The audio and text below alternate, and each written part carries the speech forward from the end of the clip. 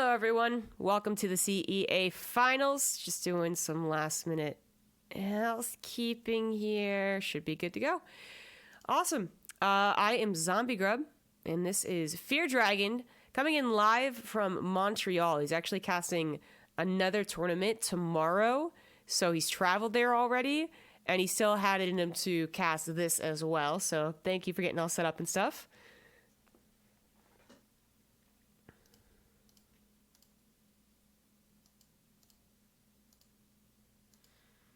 Is something that I really enjoyed being a part of in like what little capacity I was able to back in the day when I was at Amazon, actually. Yeah, that's right. He's a software guy, so he goes to those fancy companies. Yeah, if you, I know you're tinkering with audio, so if you'd boost it just ever more, I can also try and balance my side as well, but I can do my side, yeah. I got the StarCraft sound so perfect and everything. Anyways, yeah, thanks for being here. It's gonna be a wonderful time. The CEA people treat us really nicely. It's an awesome organization, super well coordinated. Which I'm gonna be honest, sometimes you get these emails, and as cool as the idea sounds, you actually get into it, and it's like, no one's here, no one talks to you, it's 30 minutes late, 5 players don't show up, and you're like, okay. That's actually been really awesome. They have a really good prize pool as well, and it all gets sent to charity, their favorite charity, so they're playing to send money to other people, no matter how you split it, but also for the honor, of course, which I think is the best. So it's going to be Google versus Amazon, and they both have excellent names for each other. It's Alexa 12 Pool from Amazon, which is an amazing name. And then Google kind of went, I guess, with the obvious, which is Alpha Stars, but still really cool. And we are just waiting for the admins to get the lobby set up and stuff. I didn't think I was setting up the lobby, but now we're a little confused. But I'm really excited to be here again. We did it last year. On this channel as well, me and Fear Dragon both, and it was a bit of a stomp as far as I can recall. I think it was a 4-0. Yeah, so for those who are not familiar with like how this oftentimes goes, I would go as far as to say that Amazon has become a bit of a juggernaut in like the HGL/CEA now. They have been extremely good. All of their players, for the most part, are around that Grandmaster League MMR. And they have been the team to beat. They have become like the Serral of the CEA circuit at this point. So this is going to be a really tough run for Google. They played before in the past, and I know you mentioned like obviously there was last season and stuff where Amazon ended up winning. But even this season, Google's team has played the Amazon Alexa 12 pool, and it didn't exactly go Google's way. Let's put it that way. No, it didn't. But I mean, Amazon just seems to really be like a juggernaut. They have a ton of really good players. Like they're all GM, actually. That's pretty impressive, but it's not like the other teams don't have GMs, but the other teams are more like high masters, mid masters type stuff. But even that's like really impressive. Usually, when you just do kind of a roll call around a school or around a workplace or just in your daily life, either it's what StarCraft, I used to play that game, or oh yeah, I'm pretty bad at that game. Like those are the 3 answers you get. Not oh yeah, I'm GM, I'd love to play. But clearly they really enjoy being competitive. This organization also does other tournaments for other games, and they're always looking to expand as well. They have a really nice website that you can go check out, cea.gg. I think they're looking to add like Rainbow Six on, for instance. So they also have Overwatch and Rocket League, which I believe actually happened today, just previous to this. So I wonder how that went. Yeah, I also want to emphasize one really important thing about this organization is that if you are thinking, oh, I would like to play in this, but I'm not Grandmaster League, I'm not amazing at Rainbow Six or whatever other games you're looking at, please do not let that deter you, because not only are there a ton of teams that participate that are not the Amazon Grandmaster League, like a player list sign up, there are also really cool things with the format that actually happened, where it's a Swiss format. You get to play, for the most part, against teams of a relatively similar skill level, and there are a lot of teams that end up enjoying their CEA experience, even though they're not necessarily composed of people who you think might even be signed up for like a WCS qualifier. Yeah, it's actually pretty insane. A lot of these guys could be. I don't know if they actually might make Challenger and NA, assuming that it's like the same list as 2019. But anyways, it's pretty cool to see the top talent coming out here for these finals. But yeah, as Fear Dragon said, there's actually a ton of teams. I think, what is it, Google that has 5 teams actually for their entire company. It's a lot of people. Yeah, it's really, really awesome. And I think the one thing I also have to emphasize about these two teams, and this is maybe a little bit my speculation going on, but I know that both of them actually have pretty awesome StarCraft communities where there are actually people on mailing lists and stuff. I know my time at Amazon, this is definitely true. And funny enough, the person who used to, when I was at Amazon, organize a lot of this stuff is actually now at Google. In fact, I even see him in this chat channel for our games getting ready and everything. So shout out to Cicero, because he used to organize a lot of the Amazon stuff and bring together a lot of the StarCraft people. And that's actually one of my favorite things about this event, is that a bunch of these people actually hang out. They talk about StarCraft. This is more than just a random team of people who assemble whenever they have to play a match. This is a group of people who actually talk and enjoy StarCraft with each other, which is, again, another one of my favorite things about CEA. In case you couldn't tell, I really, really like the CEA. Yeah, I get that impression, but even as someone who was never a part, because I couldn't even do CSL or any of the college stuff when I was in college. One, by the time I had found out StarCraft 2, I was already like, I want to say like a sophomore or junior, but I also moved to a school that had literally like 200 people. That was literally it. Maybe we could have like done like a whole, like, I don't know, roundabout way of saying like, well, technically this school only has 200 people, but there's like 7 other schools that are maybe, but never really occurred to me. I didn't actually know about it, so I missed out on that opportunity. So I've never been a part of this, but it's like absolutely excellent, especially for StarCraft, which not just an old game, but that 1v1 game. Like, it's very easy to get out of love with StarCraft if it's not your day job, like it is ours. Yeah. Or if you don't have anyone else to play with, and it can be kind of difficult to find, right? Either you're like, your best chances are usually to join like a Discord, maybe, or some like popular Twitch streamers and YouTubes would have clans actually in game, perhaps. But it's so much cooler to actually have like your workmates, people you can talk to in real life, and actually be active with it the entire time. Be like, hey, I'm having this trouble with this matchup, can you help me out? And it's all towards a common goal, which is of course winning the tournaments, which again, it's not even about winning because everyone wants to take home, a big stack of cash. It's that they actually just really want to play StarCraft, be good at StarCraft, and then also give some money to charity. And it's always great when they invite us back to it as well. So I'm really honored to be here. Thanks, guys. And I hope the games are awesome. I know that the teams here previously did face each other, and it was a 4-1, so like maybe a bit of a stomp, but I'm always hopeful that something can happen. I mean, the one downside of Amazon is that they are kind of one-dimensional in their races, I believe. So that's the one thing, and I remember mentioning that last year as well, but it actually wasn't that much of a weakness. They did fine. Yeah, one of my favorite things also is that they even had like a Terran player named Kevin, who was a Terran player, but he actually race switched from Terran to Protoss and is now playing Protoss. So it's a very Protoss heavy team for sure. Yeah. We're still getting a lot of people in, so they actually just let the other team members watch the game in-game. As long as they don't lag, it's all fair. And I'm glad that they said that they know you're not allowed to chat, because that can be kind of annoying. I used to be a part of a clan, actually, like a fairly decent team, a long time ago, and that was super fun. Like, I wish it was possible to do that all the time, but anyways. Did you share a team clan with, I don't know, an awesome North American Protoss player that is actually at the event that I'm going to be casting tomorrow, aka Neeb? Yeah, I did actually, yes. Yeah, because I distinctly remember this. I can't even remember why, but I keep seeing like this one image of you playing in a team match, and it's like Neeb playing one match, and then you're playing the match like in this clan match right afterwards. Because I love that. I love that team environment. Yeah, it was awesome. There was actually Jon Snow made a tweet saying like I forget what he said, but it was basically the last time Neeb played for our team, which is StarCraft 2 strategy, and I think he knew the backstory, but I wanted to just like look, pay attention to me, guys. And I actually explained the backstory of this, but we was gonna go to like FXO, I think. Oh my god, such a throwback name, right?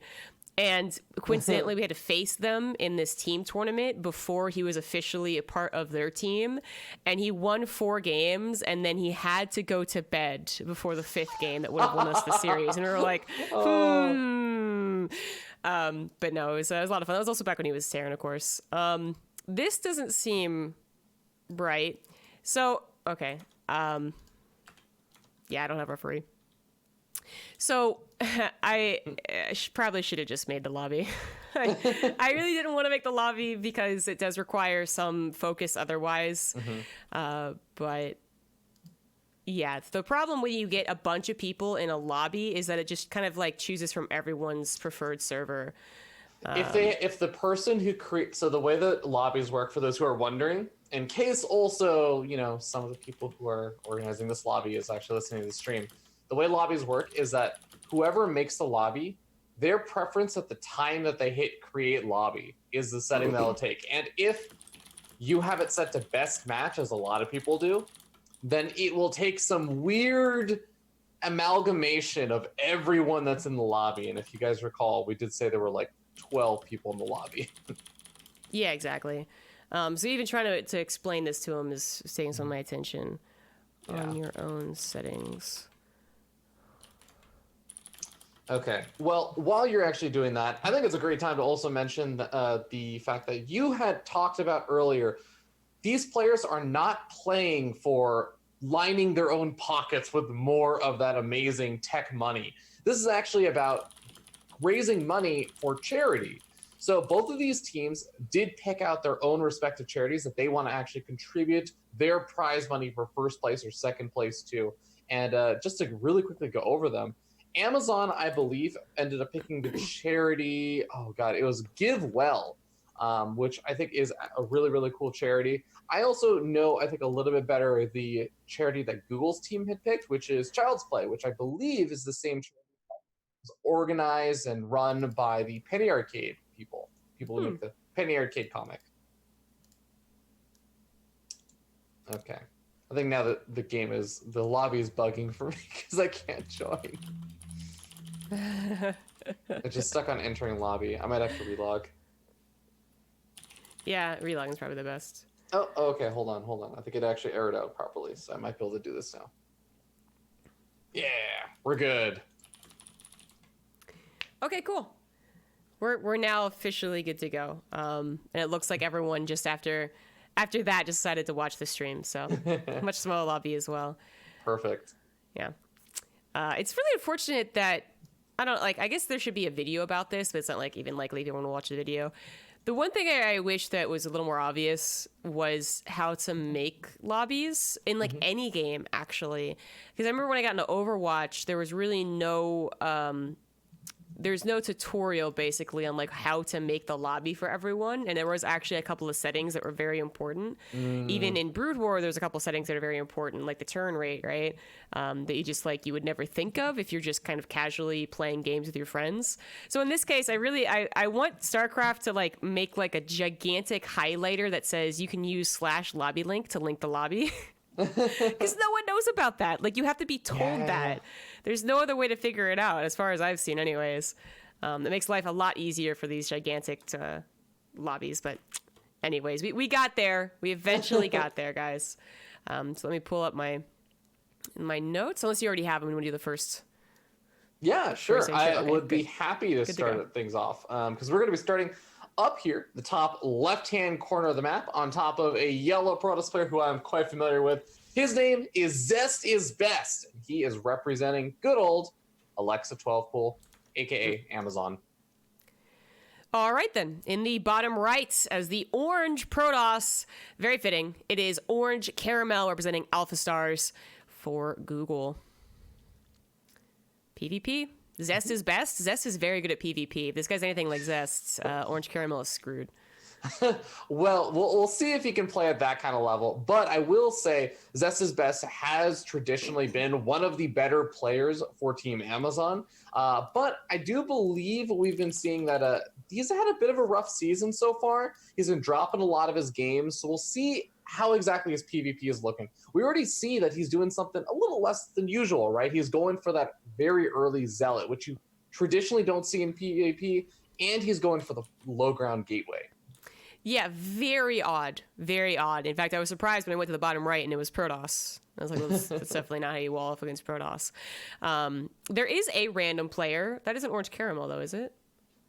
No, the Orange Caramel is the Grandmaster, the only Grandmaster of the player on Team Google, though. So this is their ace player. Yeah, it's 2 Banes. That's the team's only random player, and that might be the reason we'd see a Willow Ground wall off. That's quite risky, but it could be. But no, this is actually just his strategy against another Protoss player. Also, blocking off any Nexus. Not that you get that early of a Nexus, but Orange Caramel did not go. So like this is just a weird PvP on both sides. Did not go for any wall off at the front either, which would have been able to pile and block the Zealot, but just choosing to deal with it with the probes. Yeah, and actually manages to get 2 workers in exchange. So, I mean, technically that's 100 minerals for 100 minerals, but a little bit of lost mining time there is going to be a bit annoying. And also, he gets a scout out to see, okay, there are 2 stalkers made.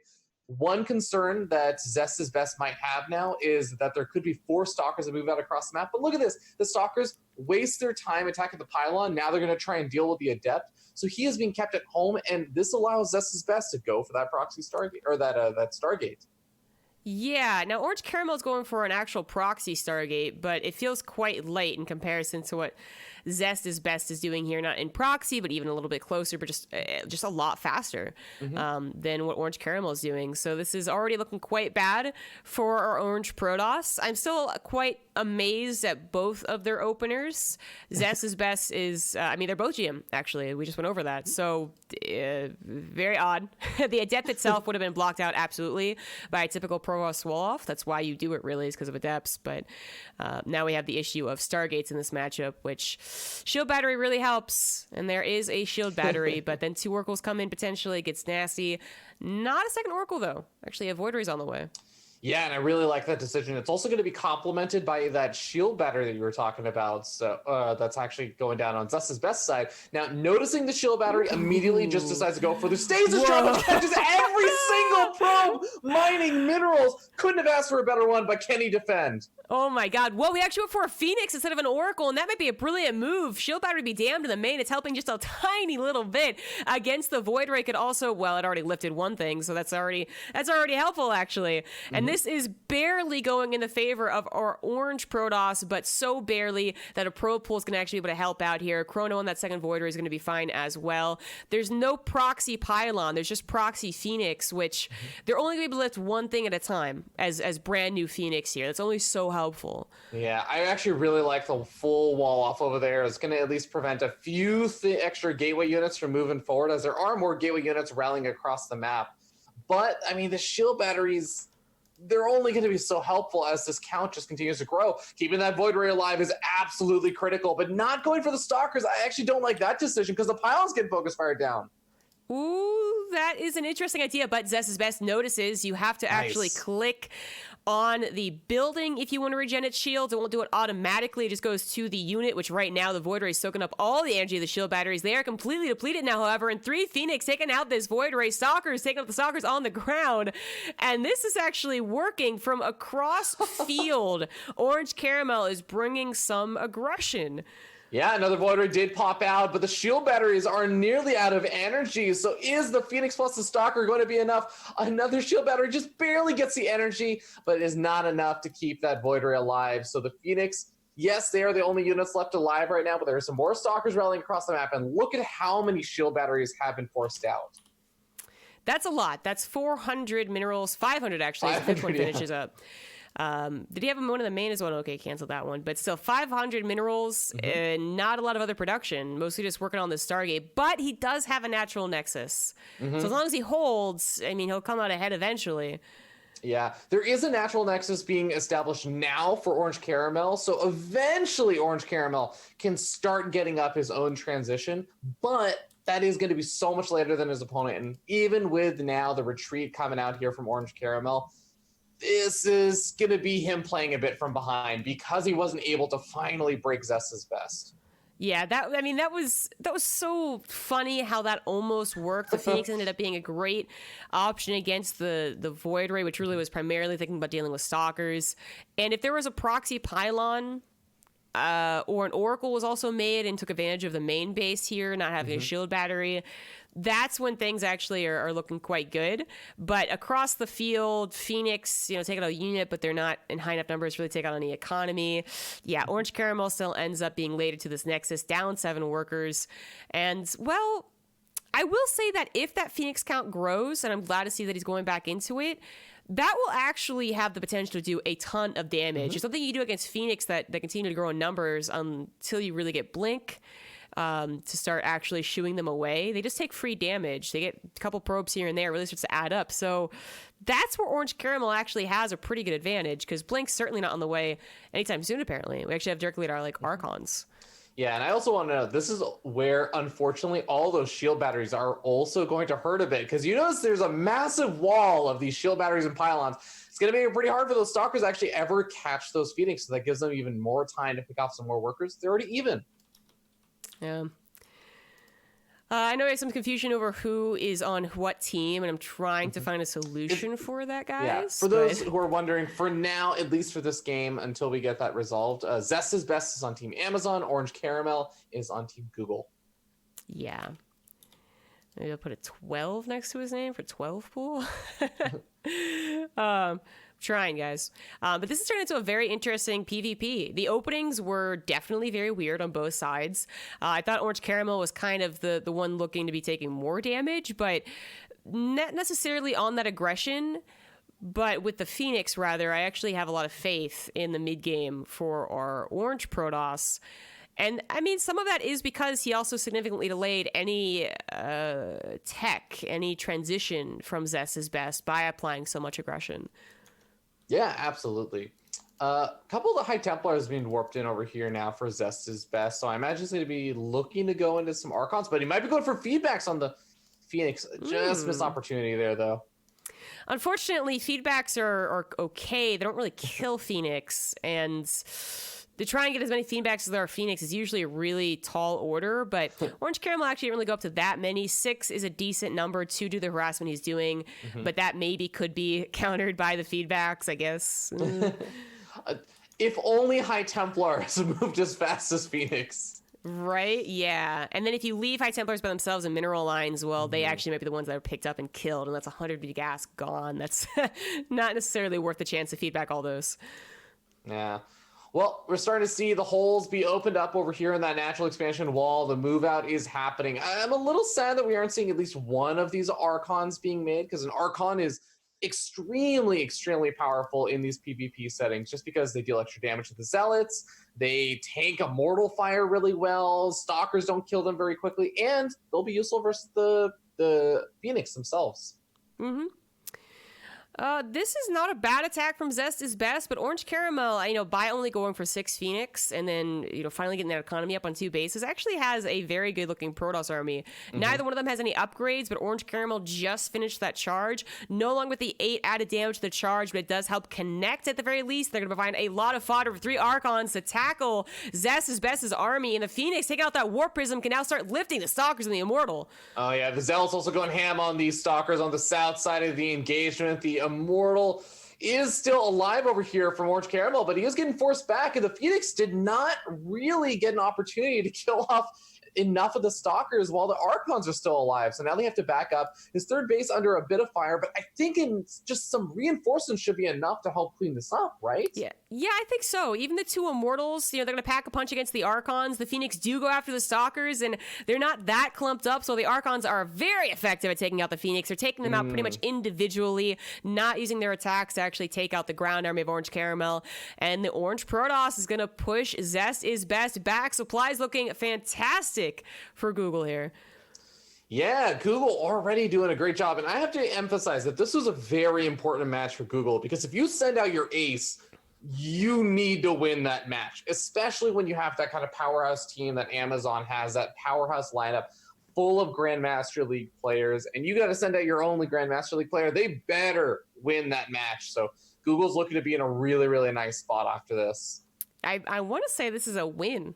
Man, like this is going to be a kind of a lame looking attack from Zest's Best because he doesn't have charge. A lot of these Zealots, I mean, I guess in a weird way, they're not going to clump us as much versus the Archons because they don't have charge, I suppose. But they're not actually going to be that helpful. They can even still be kited away in this current form. All right, Warp Prism Micro is going to be enough. I love the decision to drop the Archons on top of the Immortals to not only take the fire, but also to set off all the hardened shields. And look at this, the mass number of Zealots is actually doing so much.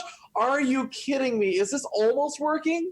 This is so cool. That was actually a brilliant attack. He used the Warp Prism to dive over the army and have a full surround on top of the army, leaving the Archons about half as effective as they really should have been. The shield batteries were just 5 seconds too late to help out, but are reinforcements going to be enough? Zest is Best might only be looking at taking down the third base, and the question at that point, would that be enough? Yeah, I do want to note, though, that a lot of the reinforcements are actually warped in directly on top of this army, so he ends up losing a handful of those units that just warped in, and that is going to make it harder to eventually start cleaning this up. Now, a couple of probes go down, not too many, and Zest's Best doesn't actually get the third base even over here. So, like you said, is it enough to just get the third base? Well, is it enough if you don't get the third base? Well, definitely not. He's been down in Workers, obviously down in Nexus, so building one at this point is going to be a very long time before it reaps any rewards. I don't think that was enough. That was an awesome attack, considering the situation he was up against. The tactics there were quite cool, but the sheer army size, I guess, was also in his favor. It won't be given a minute or two here, but Orange Caramel might be... I think he's actually being a little... greedy here. He doesn't have to defend this third base, and that's the opportunity Zest's Best is looking for him to be greedy. Oh, Lord, that's so many Zealots from Zest's Best. Charge is only going to help out so much because it doesn't deal extra damage. Jeez. Oh my god, he taps out, and Zest's Best from Amazon takes the first game. Defending that third base was ultimately the worst call. Of course, there was some scouting missing from Orange Caramel on the other side of the map. He didn't actually know there was no third base from Zest's Best, although I feel like he could have known, considering how much aggression was going on. It is hard to think of it during the moment. And sometimes, especially if you think that opening was not necessarily in your favor, and it was a weird opening, the players themselves are probably like, am I ahead? Is he ahead? You can, suddenly you think that third Nexus is actually the most important thing in the world. And really, I'm not sure it would have been, but that's it. That's it. Zest's Best does prove that he's still best. PvP goes in his favor, and all is well as Amazon takes the first game. Congratulations to Amazon on that first victory over the ace player from Team Google. So this is going to put Google in a really tough spot, because now losing that first match with your ace player, I know I keep talking about ace player this, ace player that, but it is pretty impactful, and I would say like motivationally for the rest of the team when you kind of, that ace player loses and you're like, okay, well, this is already an uphill battle. Now it's going to be even harder. It's the same as like when you drop the first map against, or the first two maps against Cyril in like a best of 5, and you're like, oh no, I already had to win a bunch of games against Cyril. Now I have to win a bunch in a row without dropping more maps. Oh, this is a tough spot. So I hope that Google can rally together. They got so close to that last game to making it work. I'm going to to fix some technical problems. I think I know what happened in terms of the sound. So I spent some time balancing the sound, but I think when you called, I had to change my sound output on OBS to get any sound from you, which means that it's a different output than what StarCraft is using. Okay, so. Yes, we will get that resolved, guys, and while Zombie Grub is kind of looking into all, the CEA is an awesome organization, and I think we were talking about this before. If you are into StarCraft, cool, you're probably into StarCraft if you're watching this, but you guys should consider signing up. Put together that ragtag group of people at your company if you're working at one of these kind of awesome companies. Then you might already have a team. But if you don't, then consider trying to get just even a couple of people, even if they're bronze or silver or gold league players or something, pull them together, because this is a great tournament for just building that kind of awesome StarCraft community. You get to play in that Swiss format, so you actually do manage after a couple of matches to play against people of similar skill levels. You're not just going to get stomped, but your gold league players are not going to have to face off against 5.9k MMR Grandmaster League players who could possibly qualify for WCS Challenger. Now you're going to get matched against people who are probably closer to your skill level. And it's a really, really great, fun event, all about kind of getting money and raising that money for charity and just putting on a really cool intramural league for a lot of these big tech companies. Indeed. Now, I do believe we are getting the invite for the next game. And as far as I can tell, we're moving on to Acropolis. We'll end up seeing who actually gets put into these player slots. Right now, Amazon is going to be leading up this series 1-0. They still got a lot more of these different Grandmaster League players to field, including their supposed ace player, who's a 5.9k MMR player named Zero. So interested to see when that Terran player is going to be fielded. Most of Amazon's lineup are Protoss players, so we'll see. Maybe Google has some really, really good Protoss snipers that they can actually field out for some of these matches. Yeah. Do me a favor and stop talking for a second. Zombie Grub, are you still there?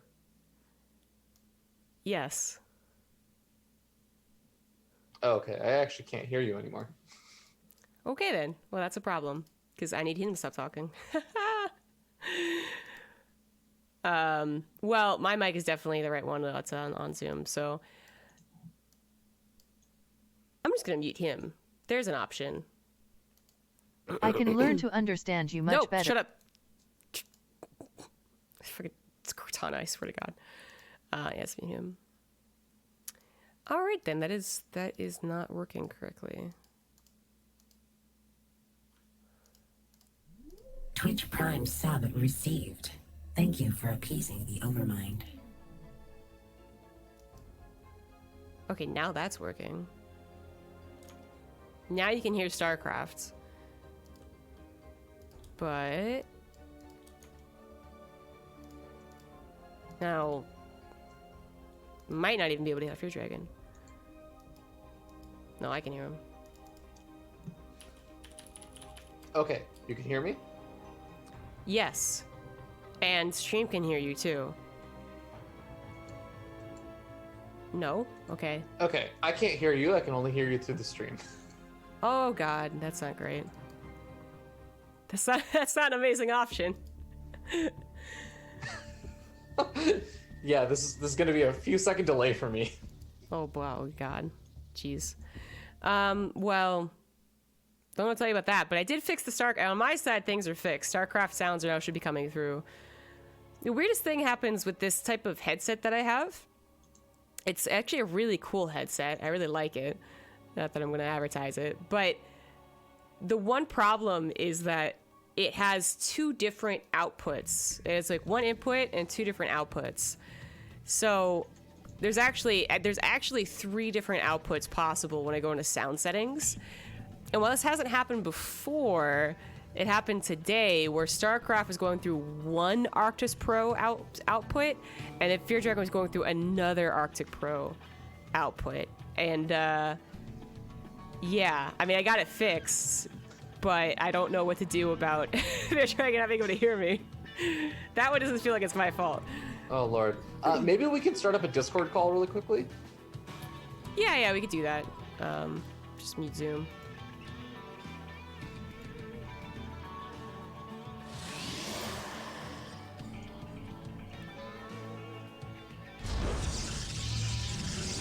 Say that again?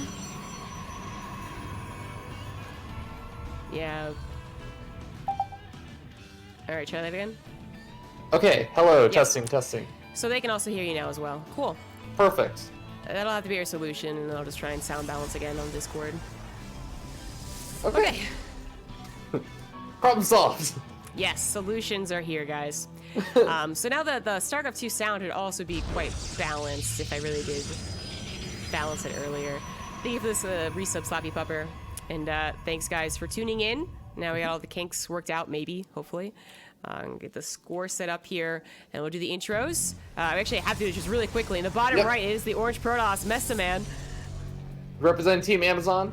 And up at the top left, going for the 12 pool. Living up to the name. It is Turing from Team Google. Going to be 12 pooling Amazon Alexa 12 pool. And I think the Lings already on their way across the map. Yes, and the probe, I believe, saw that there were Lings on the way. We have a Zealot already out. We have a second Zealot on the way. A full wall here looking quite nice. This isn't going to be doing the damage that Turing wants. It usually just depends really on either not scouting from the Protoss, which is unlikely, or the Protoss not knowing how to defend against it, which it seems like Mesa Man's got this fine. Yeah, the super safe play to go for 2 of the Zealots over here to ensure that even if there are some additional Lings coming out, or somehow they manage to sneak past that first Zealot, or, you know, get surrounded by these Lings, you still have a little bit of a safety net, and that Adept should signal the end of this kind of aggression. Yeah. Zealot definitely should not have been out there, but it was the kind of extra Zealot, shall we call it, so it just dies for a scout. This probe is still out there, though, and that can get a scout, no problem. Get back into the natural, you can get to see the third base. There are drones on the way.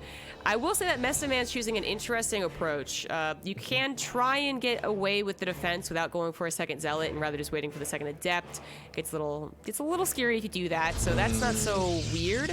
It's that he's following up with more buildings instead of a Nexus. So we have a Robo that's supply blocked, unfortunately, and a couple of gateways. Yeah. That's gonna hurt so much because the Robo was a pretty key part of this, right? Around the time that Warp Gate would be finished, I think that Metzelman had actually enough time to maybe get up an Immortal and a Warp Prism. Now I think it's gonna be probably just a Warp Prism by the time that Warp Gate finishes. Yeah, this is turning very awkward. Now throwing down a Nexus. Ideally, you do this wall off, you get that extra Zealot, sure, and then you just go into a Nexus. A Stargate sometimes is a very powerful follow-up just because it gets you scouting and potential defense options without, you know, sacrificing units, which obviously sending a Zealot across the map would probably just die. So the Warp Prism could have been an option to kind of do that as well, both provide aggression and defense and get some scouting. But yeah, with that supply block, this is obviously not something that I think he usually follows up that defense with. This already has thrown off the Protoss, it feels, a lot more than it's thrown off the Zerg. Yeah, I definitely am in agreement with that. Now, I mean, Metzelman is a 5.2k MMR Protoss player, so I do expect it should have some ability to try and transition out and make the most of a kind of tough situation. We're going to see how he can kind of cope with this as Lair Tech starting up. Additional Lings are being made in case there is a bit of that aggression coming across the map in Turing's way. And it does seem like it's going to probably be some kind of charge lot Immortal Warp Prism attack moving across the map eventually. I would be a bit surprised to see a Protoss player stop at 27 probes and then try and go for a third base. Yeah. And by the way, 27 probes, very, very low probe count. You usually have at least 2 base saturation, so that might just do more with the build order being so wonky. He should be up to full saturation to mining bases. Yeah, noticeably no gas being taken. It is definitely going to be all in 100%, but you do need at least the 16 times 2. Excuse me, that hard. 32 workers to actually you warp in as much as you want to with all these gateways finishing. Now, it's really important that Turing does not over-drone at this point. Now, if you make too many drones, that means you're not making army units. You're already up to a 52 versus 31 worker lead here for Turing. And there is an Overseer being made, additional Overlords being popped, and I think that Roaches should be on the way next, but if Turing just goes back into drones, okay. I was a little worried. If Turing went up to like 60 drones or something and doubled his opponent's worker count, I'd say, okay, Turing, you might be in some trouble. I think he already is, though. I think this might have been a little too greedy, because not only did he go over up to 52 workers, but he also got a lair and +1 missile. When a lot of these defenses against Immortal all-ins, we usually at least see the +1 pushed off, which is, almost, well, not quite 2 roaches, but yeah. It's still a lot to dedicate something that's not helping you right here, right now, and the attack is right here, right now. All right, Lings are going to get obliterated really quick by that Zealot front line, and the Immortal's going to make short work of those Roaches and even the Spinecrawler. Drone's being pulled up the line immediately. I really like that immediately Turing has made that decision. And the War Prism is getting, I think, focused right now by some Queens, but there's just way too many Zealots to actually kill it. Coming in from 2 different angles kind of works favorably for Turing, which sometimes it backfires horribly. And you're right, that drone pull instantly was the right call. The last Queen's going to try and dive after that War Prism, but does she actually have the DPS? No, not quite. Maybe she just stuck around, but 2 Immortals are on her, so she backed off. 1 more Queen is on the way. God, that War Prism is so low, but still here. Go, Queen, go! No. So close to getting it, and now the Roaches are not able to get on top of that Immortals. More drones being pulled. At this point, the working counts are almost evened up, and our War Prism still being live, working in additional units. I think that Mestaman might actually just be okay with this, right? If this doesn't end up working out anymore, if he can't break his opponent, this is transitionable. Well, yeah, I think that's absolutely true.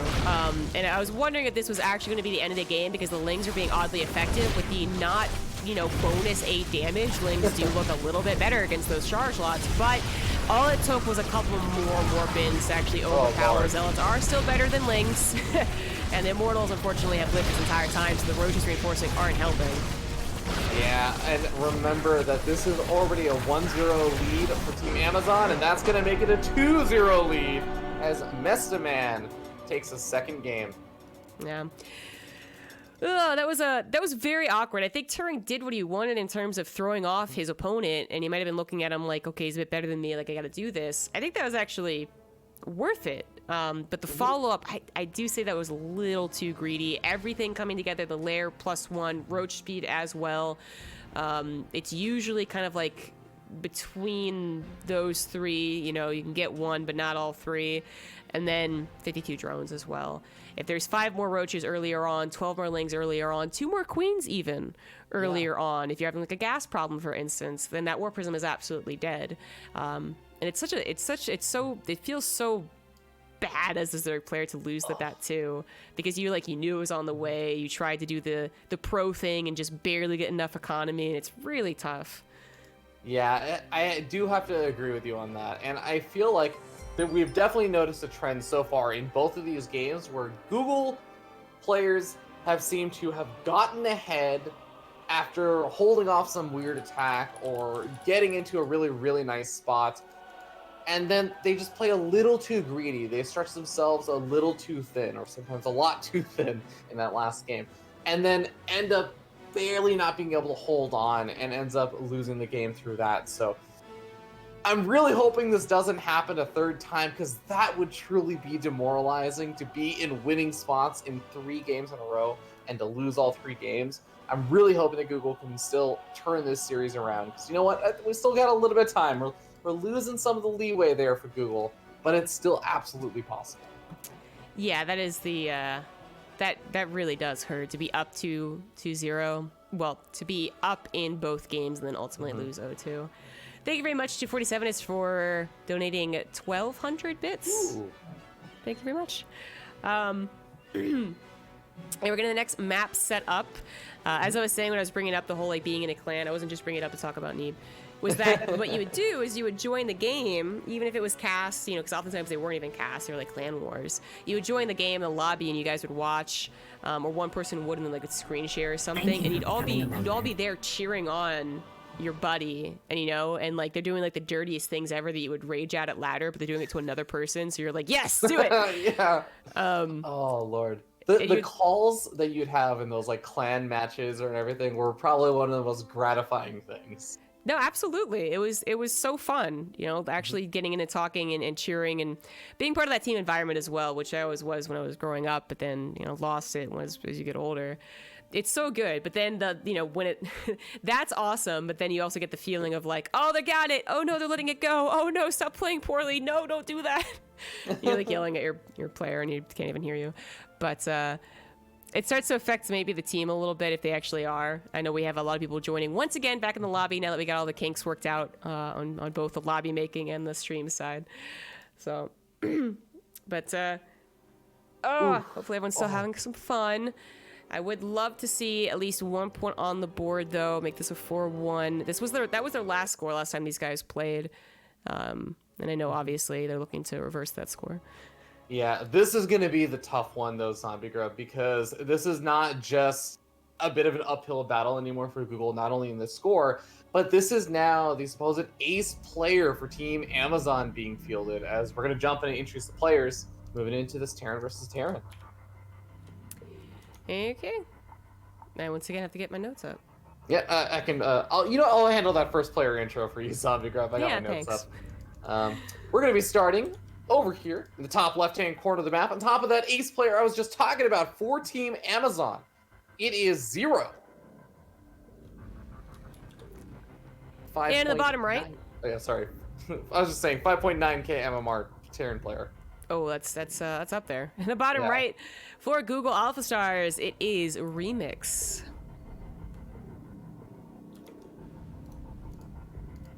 All right, Zombie Grub, tell me, do you feel like Terran versus Terran is a matchup of miracles? Matchup of miracles? Miracles? Miracle I mean, plays? that's an odd way to put it, but if you mean in terms of comeback opportunity, then yes, it is. Because, I'm really, really just gonna put out my biases right now. I want a long series. I want this to be a fun series. But Remix is a 4.6k MMR player. That is 1,300 MMR less than his opponents. And Zombie Grub, I dare say that is a decently large gap. Yeah. It gets so weird when you get up to the Masters and Grandmaster stuff, because obviously Grandmaster is a league that encapsulates like 2,000 MMR. If you're talking about like Cyril gets up to 7,200.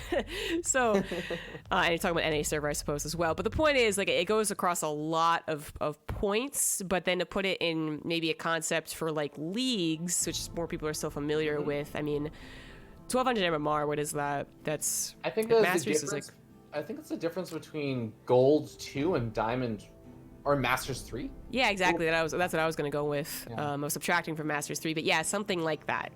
Right, so that's actually a pretty big deal.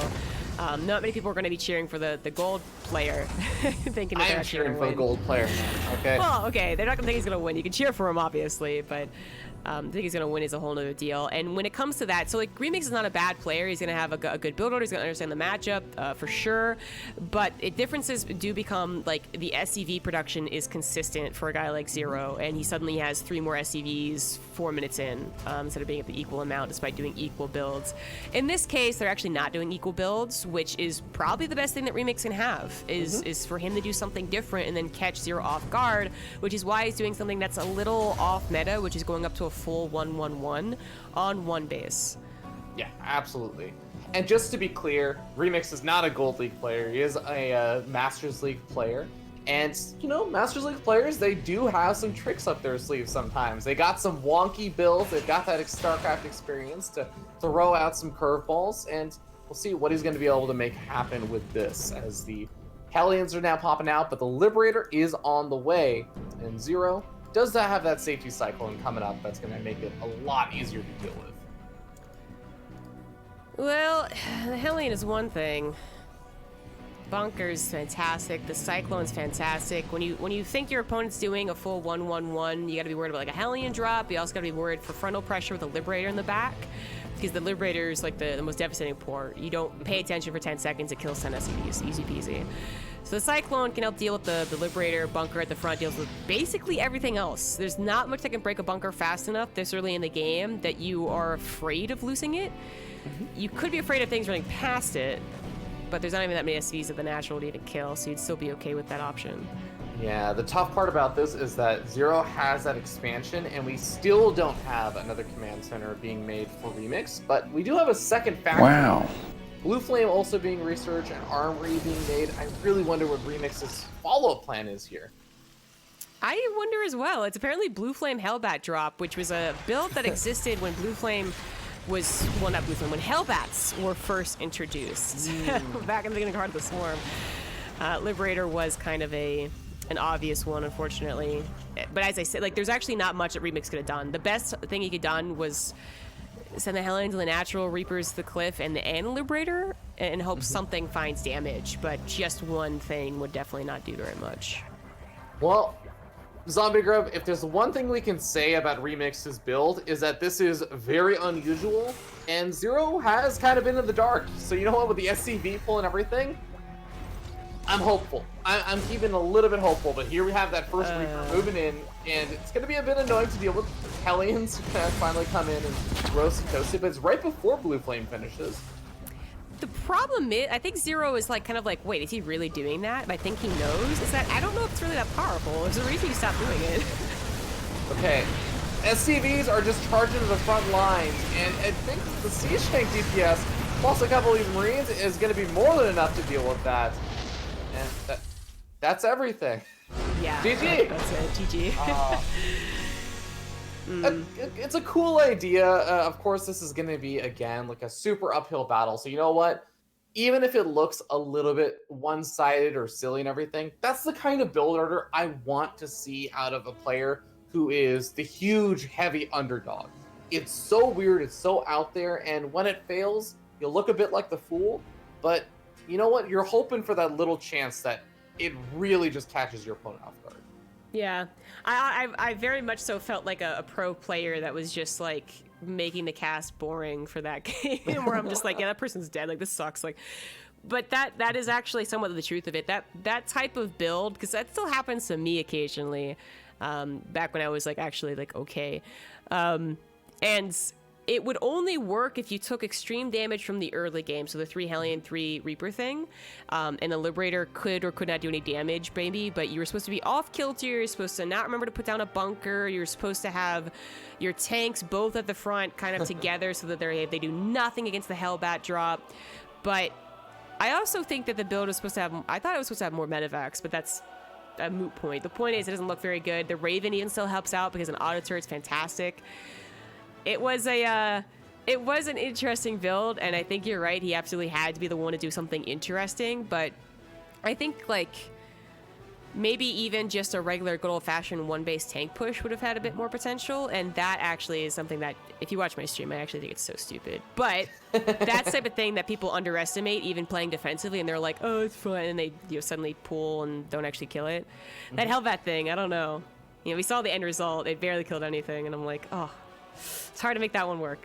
Yeah, a little unfortunate, but they're not out of it just yet. I think there is still one more game that Amazon will have to win if they want to lock this down.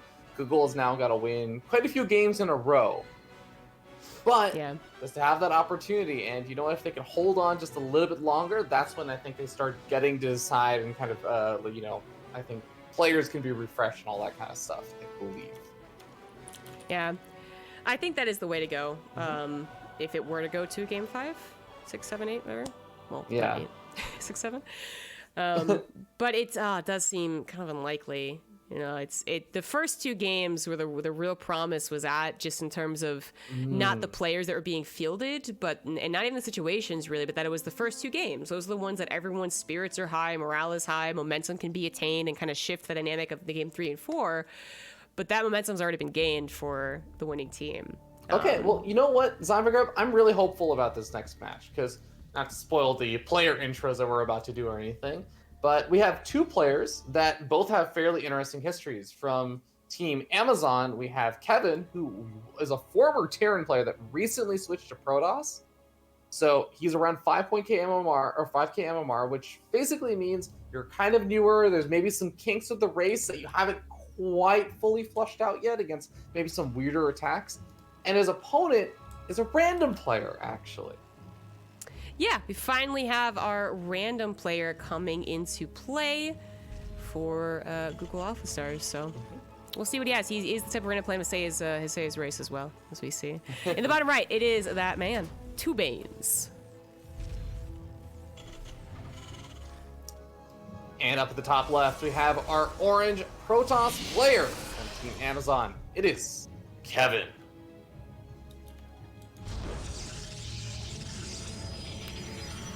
Well, random gonna give you that advantage of not knowing where to put that first pylon, right? Twitch Prime Just sub kidding. received. Thank you for appeasing. Random's kind of a hot topic right now, which is coincidental, but since Two Bands is the type of player to say his race, and it's more of a professional setting, and it's also not... It's competitive, guys, but these guys are, once again, playing for a nice bit of cash to send to charity, you know? So it's not like Two Banes is going to go home and eat, like, a loaf of bread, and he's like, if only I didn't tell him my race, then I would have won. I would've, you know, like, no, that's not going to happen. So he's probably telling the truth, which the probe scouts. And they told him so fast that there's actually going to be a complete... It's as if this was actually PvT, not PVR. Yeah. I do want to note, Two Banes is supposedly undefeated right now, so that is somewhat promising. Even if it might be slightly low MMR, 300 MMR difference is absolutely something you can make up for, especially in these kind of competitive settings where a lot of the players may not be as used to competing or even being, you know, commentated on a stream or all this other stuff. There's additional pressure that goes in. So I actually think a lot of the time, for players that are not used to playing on these kind of stages, pressure is going to be a huge thing of seeing who is going to be able to come out on top, who can handle that kind of stress or the anxiety of making sure you actually show up for your team better. I absolutely think this is an MMR difference that it's going to be fine. Especially, this is actually like very familiar to me because I'm around the same MMR with my random, but it depends on which one is my main race, right? My Zerg drags me down, my Terran lifts me up, and we don't actually have the information of which Two Banes considers his to be more of his main, or rather his best race, shall we say. So if Terran was, then maybe he's actually playing at like even a 5,000 MMR. He just doesn't play Terran all by itself, and that means that it's totally even. I don't actually know that, but even still, even if this is his actual 4,700 MMR race, this is totally doable. But he has to play a very tight game, and Kevin maybe has to make a couple of mistakes, which is absolutely common for 5,000 MMR. It's common for everyone. It's common for Sarah even.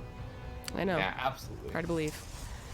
Now, Thunderbird is one of those sort of funny maps that was in the last ladder season, and we ended up seeing this map being a fantastic map for taking third bases and everything, mostly in like more PvZ kind of settings and that kind of stuff, but the basic idea is you have 3 fairly easy to take bases if you just defend that one ramp. Now, that of course is not talking about things like drop play and stuff, which is why we're going to also see Kevin and a lot of pros players on this map still go for a lot of those blink openings just to kind of cover your bases, be able to get between them pretty quickly and handle things. But ooh, the Hellions managed to make their way straight into the main.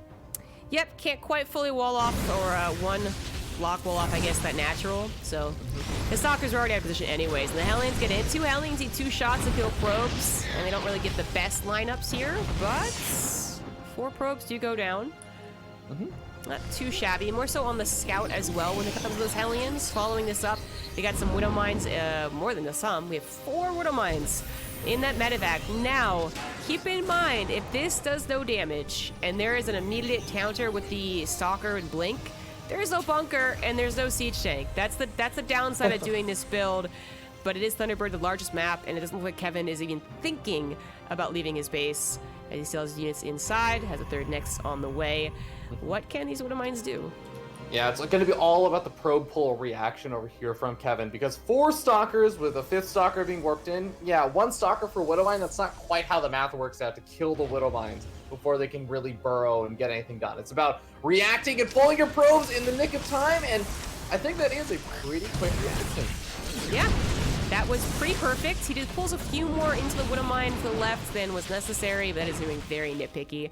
Blink is seconds away from finishing. Oh, it was about 5 seconds away. That was awfully close, but the medevac will live with all 4 Widow Mines. Not too bad.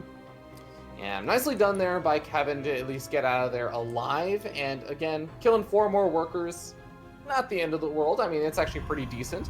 And the Liberator's now going to be coming in. If the Stalkers try and do that move across the map, this is where the Liberator maybe gets some damage done. But going back to what you were saying, Zombie Grub, there is just now 1 bunker and not a whole lot of units on the other side of the map. So, oh, Stalkers are looking for the medevac. They barely missed it. Yeah, it sucks. Medevac goes back into the main as the Liberator hits the natural. The Liberator's already been dealt with in the natural, and he is paying attention to the main. 1 Stalker's trying his best, gets the medevac. Loses its life, though, which always sucks. This Widow Mine's looking hopeful, but not going to find a big hit. So far, so good, I would say. 13 probes sounds like a lot, but keep in mind it's been over 2 minutes and the loss of much harassment units. These are all gas units as well, but Two Banes is macroing. I want to give credit here, very well behind all of this. So, well, none of those are off cooldown. Well, maybe soon. One? Oh my god, actually target firing down all the weakened Widow Mines. Nice job there. Might end up losing the Stalker. Oh, just the probe. Yeah. Two Banes not paying attention right there to get the Stalker. That would have been the ultimate kill, but again, very nitpicky for that. Liberate even comes back to bother once more. I think the Stalker would win that, barely. It's actually kind of close, but more importantly, on the other side of the map, Kevin finally went across to see what he could do, but the bunker was up, the siege tanks were up, but he actually finds himself corralled in the corner, using a lot of HP on those Stalkers. Yeah, I gotta be very, very careful with that. But Kevin lost a lot of workers and is now down to the worker count, but at least has a third base now. The big scare here is that army that we just saw from Two Banes, which is set up to go for that standard 2-base Terran push with the siege next to the Marines and a lot of Templars left. Even a couple of SCVs pulled over here and catching a lot of these Stalkers. Oh no, this is looking really, really dangerous for Kevin. Yeah, this is already over, actually. I'm saying it. Moin 1 is not done. Charge only just finished, but he doesn't have enough warframes to get charge lots up, and charge lots are not what they used to be. There's already an inherent nerf to the way Kevin was playing, and then it wasn't so much the direct damage he took from the probes, lost mineral time as well, as I think it messed up his build a lot, where Two Banes is actually doing a very, very well executed build. Do want to say a lot of those Marines stim it up quite a bit. If they stim one more time for that, like, yeah, they're going to be a lot of them low orange/red hit points, but a couple of pros being pulled off the line. The stock count is still just not that high. Is looking pretty grim for being able to defend this, but goes after the SCVs building the bunkers and now going after some of those medevacs. Even with Blink Micro, it seems like Two Banes is just starting to overpower his opponent. Behind this, he has a third base. He's actually missing one barracks, which I was like, is that? I think that actually might just be a straight up mistake. But otherwise, he was spending his minerals very well, and obviously he's got 3 tanks still alive. And there's not much that Kevin can do about that. Even if he was able to get a decent number of zealots through here, the bunkers would all be done. There's almost one bunker per zealot right now, Zombie Army. In fact, there's more than one bunker per stalker. Oh geez, that's not good. Yeah. A couple more zealots being worked in over by the third base. I like that decision because those are going to be the places where you can start getting some surface area, and also that's the place that you definitely need to be able to defend right now. Stalkers can blink down to the low ground if they want to. That might leave the main base more exposed. But this is, again, already just a really bad spot because even, let's say, you manage to clean up this entire army and push back your opponent, you're still on 2 bases versus 3 now. Right, yeah, it's coming down to that at this point, even if this was cleaned up. There's still gonna be a lot of bio production. It's kind of a great fight, actually. The bio gets stuck on the tanks, so the tanks are dying to the rest. The bunkers weren't actually being used. Okay, 2 more bunkers won't go up, but there's still 4 bunkers here to play hopscotch with. Oh, that's so frustrating. And this is locking out the main base from the third base over here from Kevin. The Stalkers can blink down to the low ground. The Zealots can be worked in on the low ground as well, so that's all well and good, but I mean, any Immortals and stuff that were... I guess actually the Robo got killed, so... Maybe it's not the biggest deal because there's no Immortals being made. Right, yeah. Liberator is not covering, well, one wasn't covering, and it is, so this isn't a terrible trade if everything else hadn't have already happened. Oh no, yeah, the rest of the Marines are now here. The Stalkers have their blink on cooldown, are dealing with reinforcements. Stalkers getting warped in, are going to be in a dangerous spot, and these Marines are out for blood right now, Zombie Drug. Yeah. They're so almost dead that 8 damage now stripped from the Zealots would have killed every one of them. That is a really, really great way of putting it right now. Robo's gonna get taken out, canceled before it can do anything. These bio units are literally just feeling over as they step over, a small twig, and then they suddenly just feel like, oh, I can't go on with life any longer. But the probes are still gonna start getting killed off over here. And Two Banes doing an excellent job this game, taking a nice lead and not giving it up, not letting that lead slip out of his fingertips. And this might actually be the first win on the board here for Ghoul Alpha Stars. Oh, it absolutely is. Two Banes has done it. He's going to stay undefeated for now. We'll see if he's called back, I suppose, as we get into the revive section. But Kevin, I'm not really. I I think this might just be a bit of stubbornness. I'm gonna call it because you didn't see an SCV pool. You know, it wasn't like 20 SCVs done. You're like, well, maybe. And even if it was an actual 2-base all in, like it was fully 5 barracks for 2 minutes right there, which it wasn't. A third CC was actually done when the push started. Even if that was the situation, the third CC still would have been done on location anyways. It's been that long. So I'm not really sure what Kevin thinks he's gonna accomplish. 2-2 upgrades are actually gonna be like almost matched by 2 Banes as well. He just is, he wanted the 4-0, man. It would have been a pretty good feeling to close things out for your team, but Kevin might just feel like, oh, you know, this is so many units. Maybe he doesn't actually have a third base or anything, but I think after he sees so many more units, he's going to start to realize GG gets called. He's probably going to look at that replay immediately and say, oh, man, you had a 4th base on the way. Never mind. Yeah, he had 2 extra command centers, I think, on the way. Oh, fifth base on the way, okay. Yeah. It is one of those ones that hurts because you know if you had 1.5 to 2 more warp ins, you would have actually been able to hold because there were only so many units, bio units left over. And once the bio units are taken care of, the tanks die to those charge lots, 8 damage or not. That's what charge lots are good at.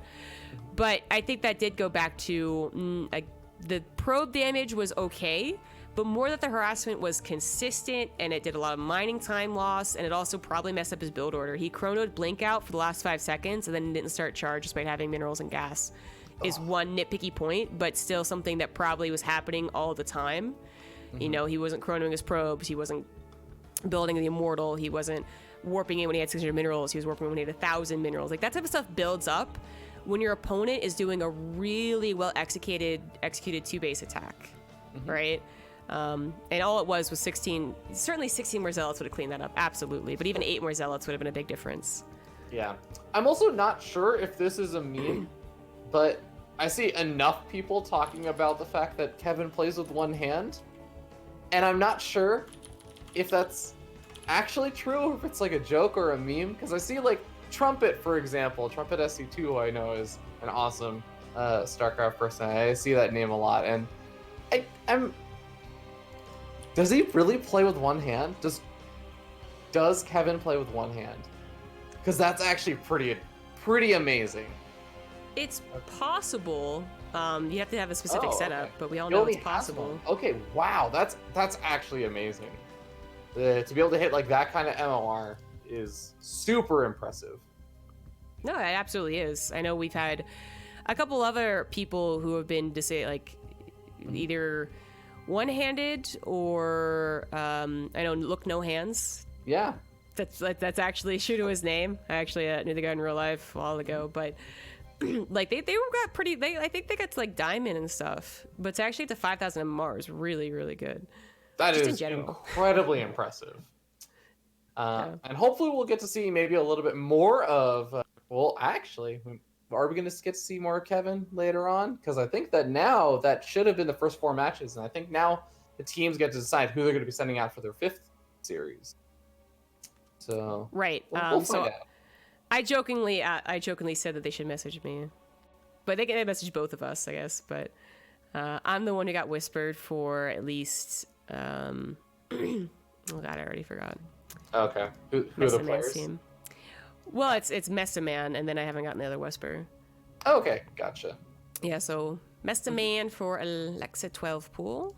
Yeah, and just a quick refresher, Mesa Man was the 5.2k MMR Protoss player, and it's worth noting again that the first 2 games that Team Amazon ended up playing, their team was put into positions where it looked like they were going to lose. And then they managed to make some magic happen, really capitalizing on their opponent's greed or moving in with some really, really cool flashy micro moves. And then they managed to win from there. But it's worth noting again that they were in losing positions. So this is by no means one of those situations where it's like, well, they dominated the first time that they played, and if there's a rematch or something, they're going to dominate again. No, it's actually a little bit concerning if they get that rematch. That's pretty cool.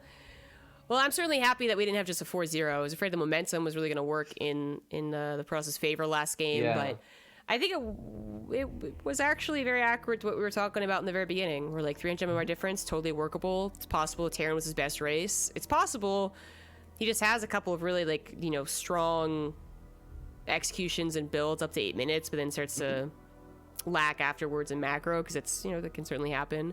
We didn't get to see it because it didn't really matter. The execution was there to actually win the game as soon as the bunkers went down, but that means that we get to continue on and talk about other matchups and momentum, and then the whole just different format now that we have where they don't actually know who they're facing. Yeah.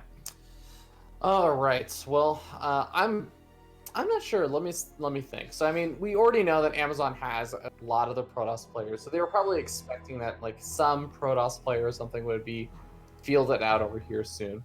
And I guess some of the noteworthy players. Captain, Actually, we've we are seen being all the players that hosted. we were told about that were the notable players and like kind of the documents that we were so lovingly given about the players for Team Google. So if they are able to just refield the players, I think you have to be a bit careful about how you do this, right? Because you have Orange Caramel, who's the supposed like ace player for Team Google, and you want to save him probably for like a match with Zero or something, right? Because he is the highest MMR player in like in theory. But then again, Two Banes is doing really well today, so I'm not sure. Who would you like to see of the players we've seen so far from Google? I mean, I want to see Two Banes again because I'm really curious of what is his best race, and to see if he can continue being undefeated. But yeah. By the way, I think that they might be like resubmitting lineups and stuff. So are they? yeah, I think it was PM2, but you were supposed to wait for both teams to reveal them or send them. So Okay. yeah. Anyways, regardless, like in terms of who you would send out over here, because it's supposed to be a blind pick for both sides and everything. Right. I feel like again, I would really be cautious about sending out the ace player. But sorry, you were saying. Was I? Oh, I thought you were. Okay. Was I saying something? Yeah. I don't remember. Do you mean that they're choosing 2 new players, or they're actually giving a lineup? No, I think it's two new players. I mean. Oh, okay, yeah. When you say a lineup, I was like, Oh no, sorry. yeah, like they choose the next 3 players, and like It's a lineup of 2 players from 2 different teams. Yeah, exactly. Yeah. Well, I figured that they both had a name in mind and were going to rather succinctly tell me, but clearly not. I ruined it. So we don't know who's coming up next. They're still choosing. Yeah. Well, in the meanwhile, this is another great opportunity to remind you guys, because if we haven't said it so many times before, that if you are at a company that would be interested in playing the CEA, then please do consider checking out the CEA. It's an awesome tournament for not only StarCraft 2, but for some other games as well. I think Zombie was saying that they were looking to expand out in some other games, especially next season.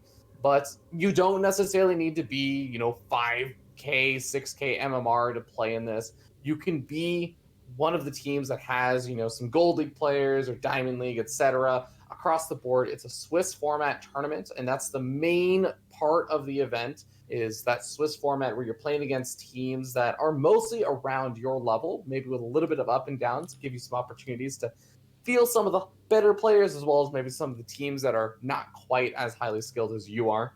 And it's just a really fun time. Yeah. I think we've already gone over how cool it can be to actually have a competitive format and play with peers. That is to say, people who actually also play StarCraft. Those are my peers. Yeah. And again, this is all about playing for charity. So these teams are playing for a really awesome prize pool, but it's not that they're going to be pocketing this and adding it to their bonuses for their jobs and it's being paid out by their companies. No. Instead, this is all going to charities of their choice. So the winners are choosing the larger amount of prize to go to the charity of their choice. There's still actually a second place prize as well, I believe. And the 2 charities that were picked, I know that Google ended up choosing Child's Play, which is actually a charity that I really love. That's a charity that I actually like to give to a lot, because they, I believe that they go to hospitals and they provide a lot of basically like relief opportunities for like, you know, cancer patients or a lot of these other people who are in kind of more dire situations, sitting at hospitals, especially younger people, to, you know, have games available so they can kind of bring some joy to their lives. It's a really, really great organization. And I believe Amazon had picked out GiveWell, which I'm not as familiar with, but I'm sure that they also are a really, really wonderful charity at the same time. Mm-hmm. Sure it is. Well, it's taken a little while to get started, so we're actually going to go ahead and just let them summarize their league in a short little video. So stay tuned, guys. When we come back, hopefully we'll know who the players are. See you soon. Pitch your company against others in your favorite games and compete for a prize pool donated to the charity of your choice. To participate, gather your coworkers, contribute, and enter our 15-week-long tournament. Each Saturday at noon Pacific time, your company will go head-to-head with another. At the end of the season, the winning team's charity is awarded the prize pool. Don't worry about skill. Our tournament structure means that each match will be meaningful and competitive. Join us today at CEA.gg. Esports with coworkers for charity.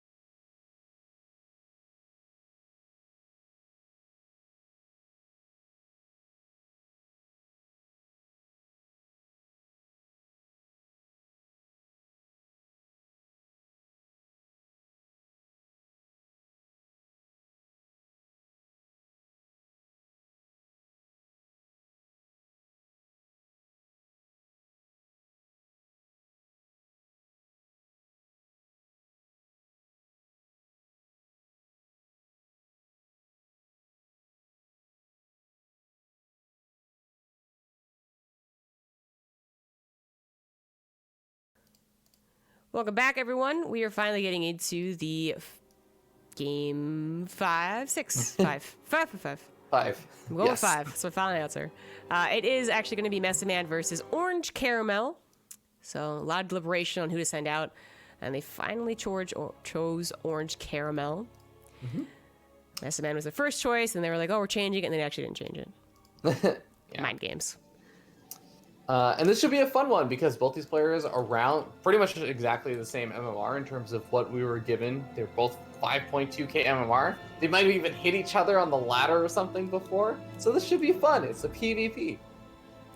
Yeah, we'll see how it goes. We are on the largest map in the map pool. It is Disco Bloodbath in the top left as the Orange Protoss. And once again, Orange Caramel playing for Google Alpha Stars. And his opponent, down over here on the bottom right-hand-ish side of the map, we have the red Protoss player. Goes by the name of Mesa Man.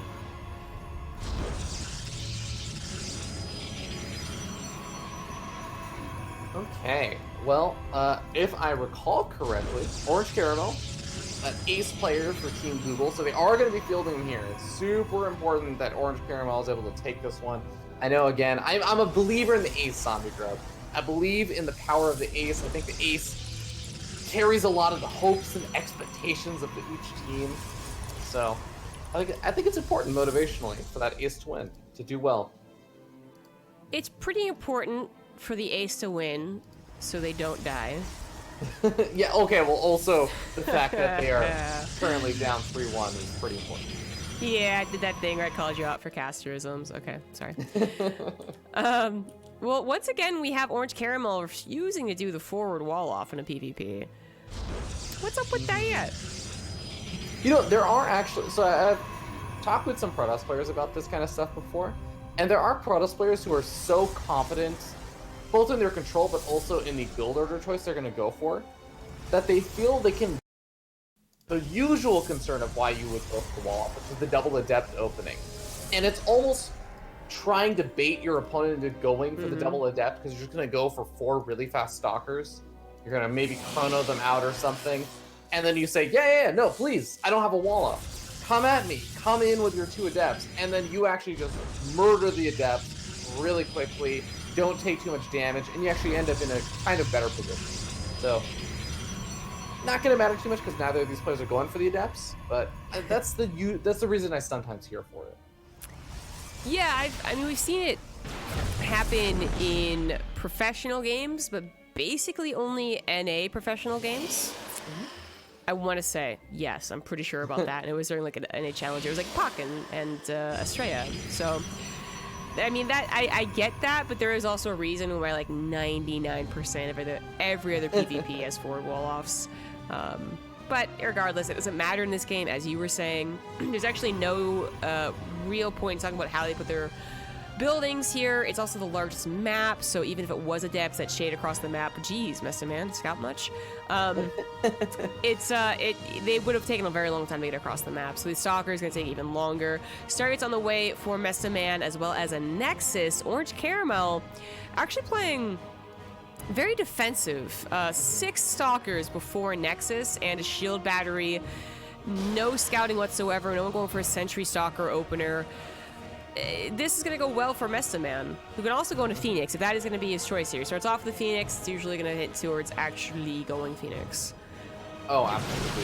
Now, might be in a little bit of danger over here, trying to move up the Stalkers, but not losing any just yet. There's the first one down, but that is an overwhelming number of Stalkers over here from Orange Caramel. It is 8 Stalkers to 3 right now. Sure, there's a natural expansion here for Mesa Man that's on the way, but guess what, Zombie Garb? Right now, it is a 400 mineral sink. That is not units you might kind of want right now for this defense. Yeah, also a bit slow in the reaction. Of course, you have to go you have to do the whole like thing while your stalkers get killed. But ideally, these shield batteries would have been done already. Go a little bit faster. Lifting off, taking a stalker out of the equation is a good idea, and it allows them to take out 2 for 1 almost. And this will be a hold despite not having those shield batteries. Yeah, shield batteries are going to be finishing up right in the nick of time to save one of these stalkers, and those other 4 for Orange Caramel are going to have to retreat. I like the cancel on that extra shield battery after realizing, yeah, I don't really see any additional stalkers making their way forward. Plus, now I think that there is going to be that robo finished up here for Mesa Man, and that's going to allow the Immortal production to solidify the hold. Yeah. Turns out only 1 Phoenix. Not really worth going into a Stargate for that, I would say. You could have gone into a robo as well. You think that's an adaptation from what you saw? I'm going to assume that it is. I don't think you only go Stargate for 1 Phoenix ever. But is it something that I think is actually necessary? No, I think you could have continued going for... Maybe you don't really want to go for Phoenix. You've already revealed you're going for Phoenix, but you could have added on at least an Oracle to try out. I think it is just a good idea to go ahead and let that go. But it just kind of sucks, because if he had opened up with a Robo, that hold is a no-brainer. Like, you probably already have an Immortal out if you went for a Robo instead of that Stargate. So... just a bit of a waste in terms of the structure, but as far as the game goes, it's not a waste as in it's dragging him down. It actually did kind of its job by helping him deflect those 6 stalkers, and now he's on to bigger and better things. Yep, even got that Forge finished up, researching +1 weapons. +2 weapons is kind of the big money upgrade in terms of general upgrades in this matchup. That's when your stalkers start doing a lot better versus other stalkers, your immortals start doing a lot more impactful things. So we'll see if eventually Mesa Man will even get up to that point, but even for now, +1 weapons are going to be useful. Orange Caramel, on the other hand, is really just starting to invest more into Twilight Tech, getting up a charge upgrade, as well as just adding on to his own immortal count and trying to play a bit of catch up with that natural, but already caught up for the most part on that working count. Yeah. Well, on to the normal PvP things, charge and immortals, but you're absolutely right about that upgrade, and the fact that he will have any upgrade over his opponent is quite good. much less eventually having that +2 attack. Looks like Orange Caramel might be planning just like a 2-base attack himself. Actually doesn't have Forge. It's going to be difficult to catch up on. Yeah, one of the weird things about PvP that I feel is that it's not always the easiest thing to figure out exactly when your opponent goes for a third base. And that's kind of what the Sentry is oftentimes there for, is a lot of those hallucinate Phoenix Scouts. Now, there is one Sentry on either side, which actually does mean that they have the ability to scout, but it's not incredibly often. And especially with the Phoenix and stuff dying, I feel like both of these players are going to be far more in the dark about what their opponents are up to than maybe some other usual PvPs. Well, I do love the Warp Prism for the double Immortal drop. There's not many other things that you can do in this matchup. Unfortunately, it gets a little passive. Even professional games, you know, after the sometimes very hectic opener that's, you know, proxy versus proxy, 3-gate versus barely defending, disruptors, I don't even... like, if it gets to this point, fully saturated 2 bases, it typically goes to a third base, you're just waiting for that +2, unless you're actually hitting like a timing +1, 2 base, something like that. But yeah, in this case, it's not much. So Warp Prism's kind of the only option here, and you don't really want to do Warp-in Warp Prisms because they're easily countered by your opponent's Warp-ins with 2 Immortals. That can take down probes, that can take down buildings. Yeah, depowering +2 weapons is going to be a really, really victory there. That's definitely going to slow things down. We still don't see a pylon being made because there is finally the pylon, but that's not actually in range of the Forge. So the +2 weapon is going to be even further delayed. And guess what? Even in the gateway game depowered, while it counts against depowered, this is great. This is very good. It's something that Mestaman would also want to be doing. I think 2 Immortal Warp Prism is a... Oh, no! Well, okay. It's not good if you do that. Yeah, well, he at least gets 2 Stalkers plus all those pylons. Obviously, Immortals are very, very valuable units in this matchup. So not a great thing to lose that, but... I mean, you can at least say that the Immortals are getting some really good damage. Yeah, I really don't think it's worth losing the Tyrant Immortal, though. Yeah. I really, the best thing about this is 100% the +2 being so delayed. You're spawning about those pylons not reaching it. Yeah. That actually Forces might have been what's worth it. Yeah, that actually gave time for +1 weapons now to finish for Orange Caramel. And remember, Orange Caramel's Forge was significantly later. If that Forge for Mestaman had been powered this entire time, I think +2 weapons would have actually finished in time for this fight, maybe. Or at least been very close to finishing. Probably would have been like 75% done, but this is kind of awkward. So the recall was not good for the Warp Prism on Orange Caramel's side. Recall better for Mestaman, but there's a lot of things happening here. Losing that Warp Prism, losing a second Immortal is still terrible for Orange Caramel, who's also still going to be behind in that +1, but his composition, I think, is actually a lot better, and if it had 2 Immortals and a Warp Prism, it would be absolutely perfect. I think that, I mean, there's a reason we see most professional PvPs not go up to that many Immortals. Having more Archons is actually, at this point, better. Even if they're both maxed out having Immortals in the back line, but it's also going to be an army supply thing. There's just 30 more army supply for Orange Caramel right now.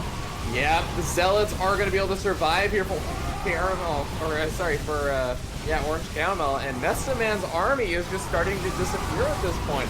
Third base is being broken, the Archons do way too much damage, and just that Zealot buffer gets taken out. Orange Caramel taking another game for his team. Google. Wait, he didn't take a game? Did I? He almost did, and then he ended up losing to Zest's best. What? No, I was just saying he just took this game.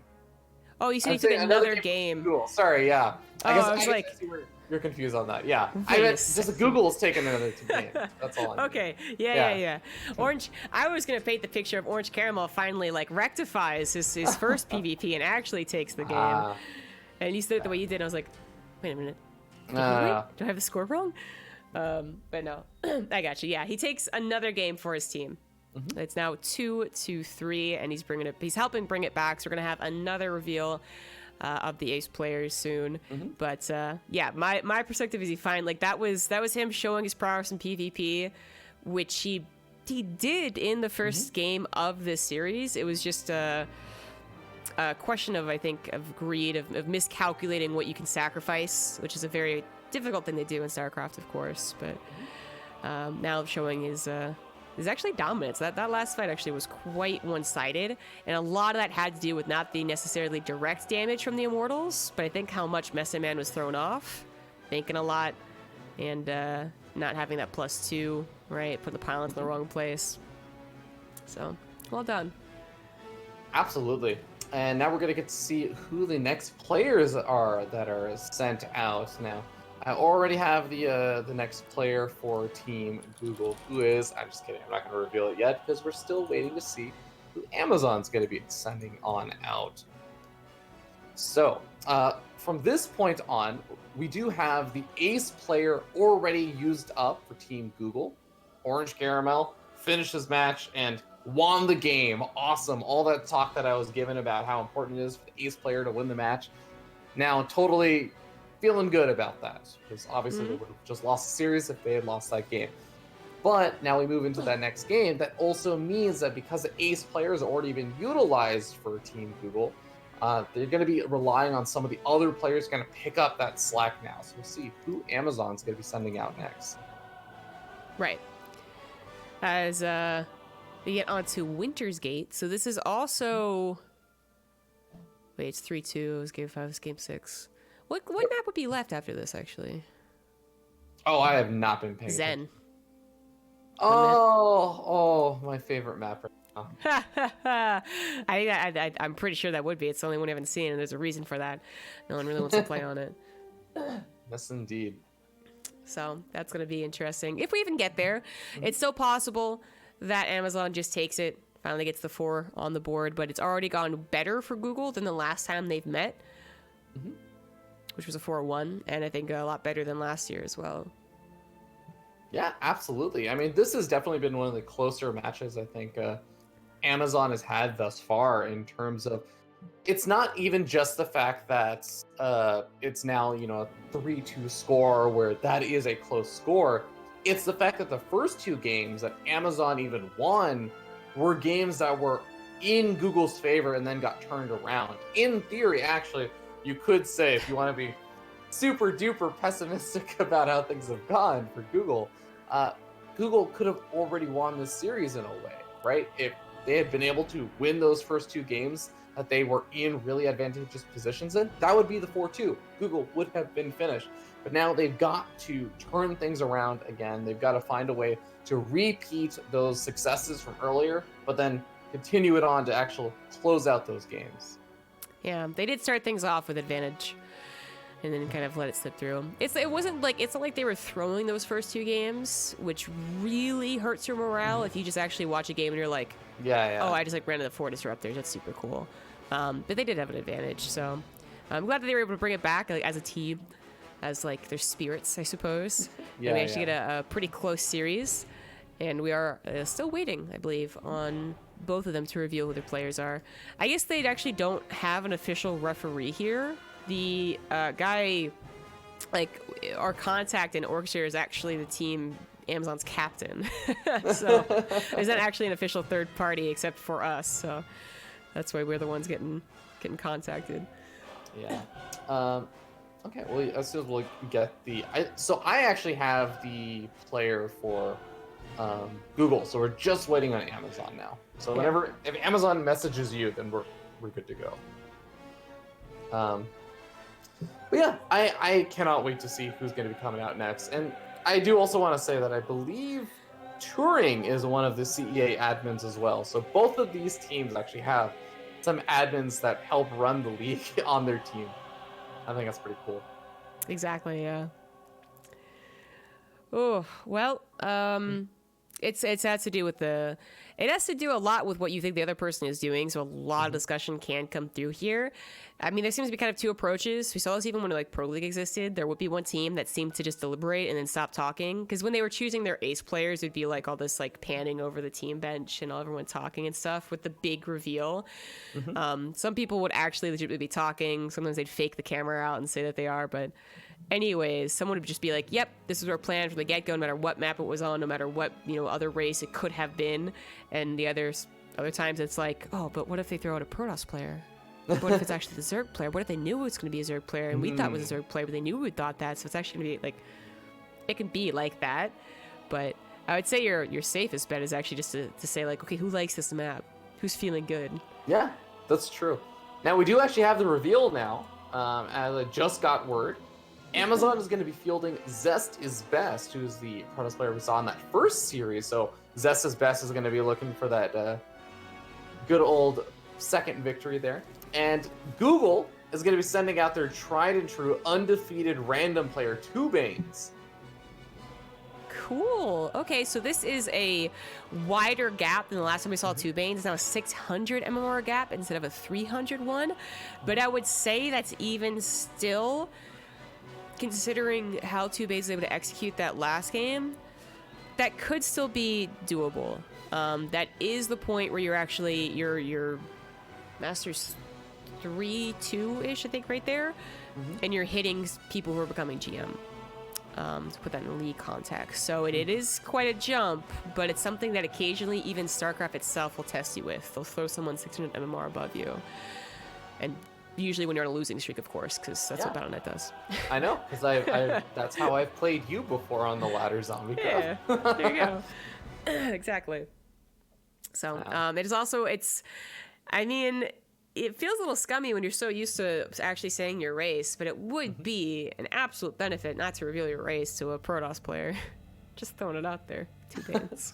You know, technically it's not, I think that everyone's too good mannered to do this, but technically it is not in the rules that you can't lie about your race in a tournament. Oh, okay. Well, that's a little overboard, okay? There's a difference between not saying it and straight up lying. I think everyone's way too well mannered to do something like that. Yeah.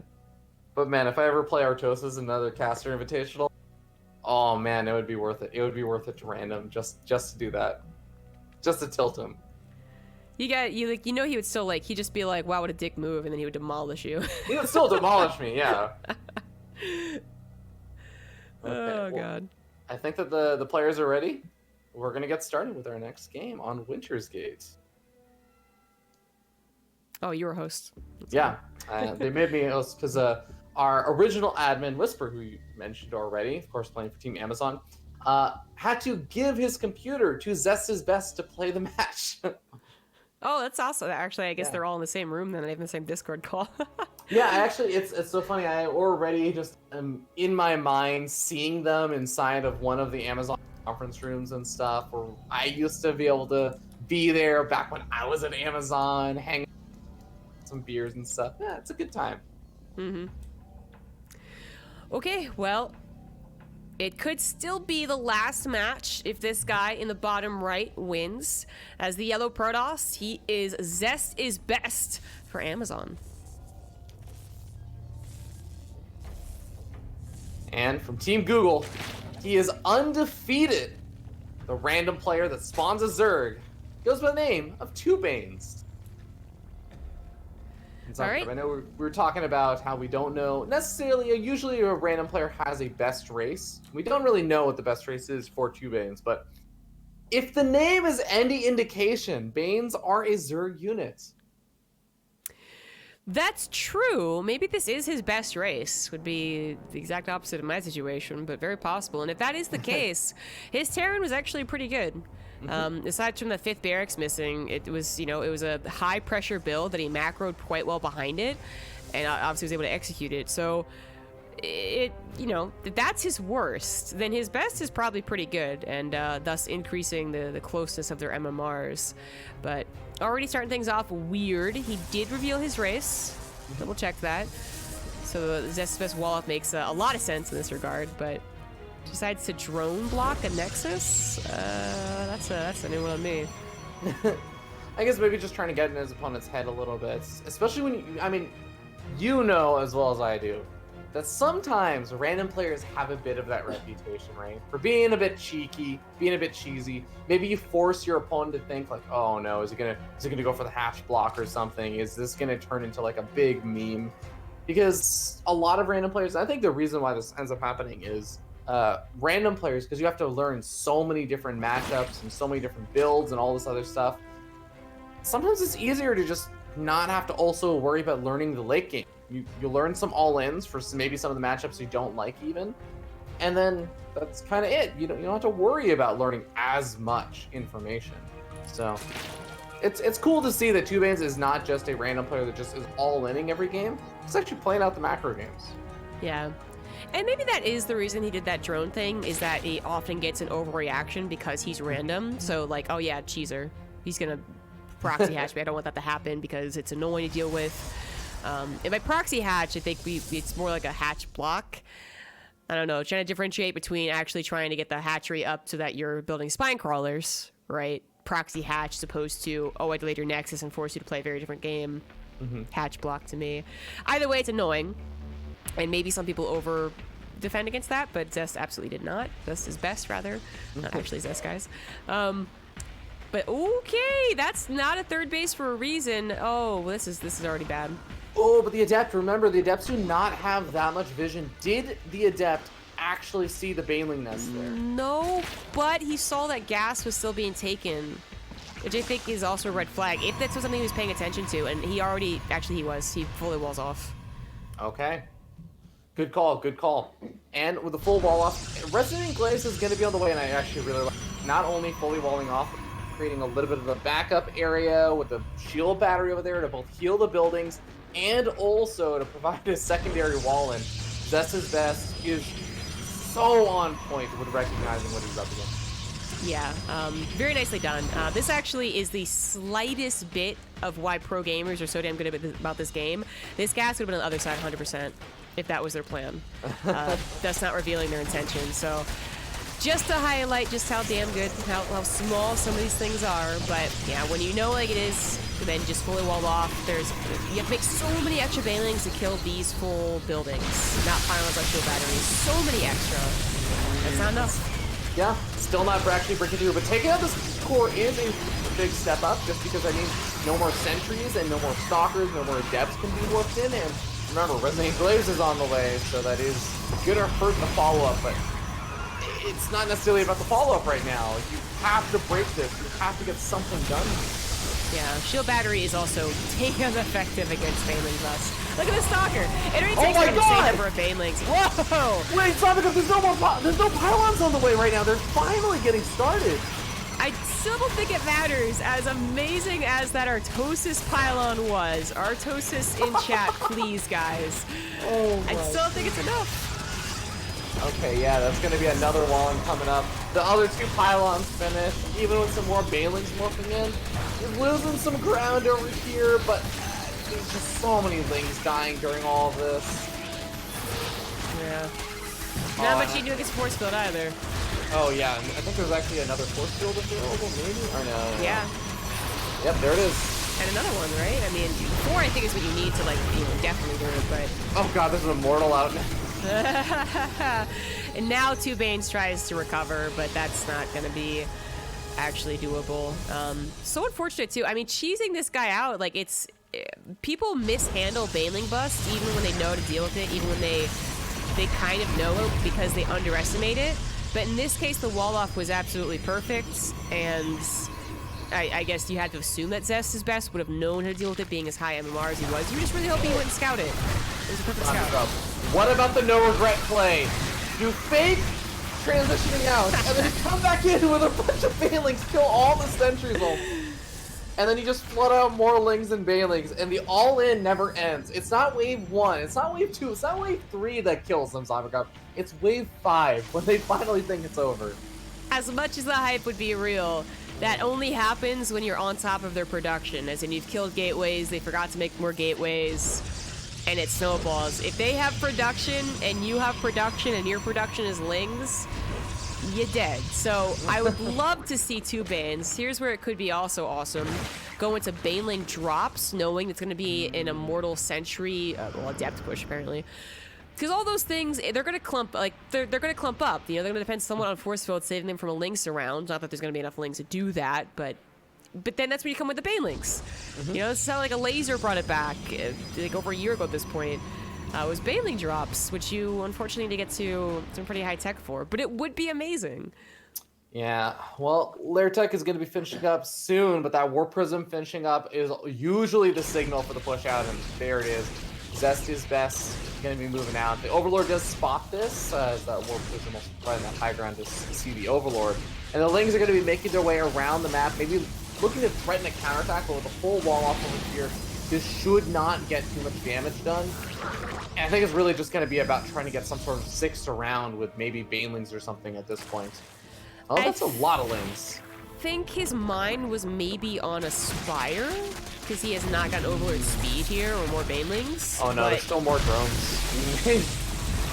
Yeah. Yeah, I don't know why it just sounds like we've got $1 billion Spire dollars. Still wouldn't help though. Yeah. Okay, you know what? So my win condition over here for 2 Banes is actually send the drones and mine as many minerals as you can, and then send the drones from the 3rd base around the map and start going for a literal base trade at this point. I mean, the base trade, it's actually going pretty damn well. The Adepts get warped in and then head towards the Natural, where the Probes are already dead. So the Probes in the main are actually dying. The Adepts have died to a full drone surround. Aspire is on the way, but oh no, not at the 3rd, it's in the main. Well, that's gonna get targeted instantly then. Oh, it's not big up. There's only 2 probes on the map right now, and there's only 2 probes being made, but that's all of the resources. If those probes go down to these Lings, there's actually going to be no production anymore. Ooh, I mean, if he knew that, he maybe would go for the probes, but the Warp Prism. Prism. Never Okay. mind about that. And he can't get enough minerals to get enough mutas to actually do anything here. So the Spire actually is going to survive, at least for now. For But- 1 muta. Yeah, Maybe 1 2. muta. Maybe 2 by the time Aspire finishes. The drones are going to escape, so yeah, maybe 2. But then the Spire's going to die either by this army or by the creep receding. Oh no, never mind. Yeah. Oh, okay. And by the way, if that Spire had finished, which by the way didn't get canceled unfortunately, but GG, Zest is best, and Team Amazon take the 4th match that they need to take the victory. 4-2. Well done. I like that. Like, if he had built the Spire at the 3rd and like preemptively managed his drones because he thought Zest would go to the main, like seeing far in the future, and he somehow got like 6 mutas, let's say. That still probably isn't enough, but we're still talking about the game. But it was because it was so well scouted, it was a bad Baneling bust. But that's literally what changes a good Baneling bust and a bad Baneling bust, is if it's scouted. It definitely makes it tough. And exactly what you were saying, really, really want to key in on how great of a job Zest's Best did with recognizing the Baneling bust just off of, oh, you're still mining gas. That's odd. It's those subtle cues that kind of separate a lot of the top-notch players from maybe, someone in Diamond League or something like that. So really, really awesome job. And congratulations, Amazon! Once again, going to be doing their team proud and doing their good old charity proud as well, as they take yet another grand finals. Yeah, as Google says here, we made the beast bleed.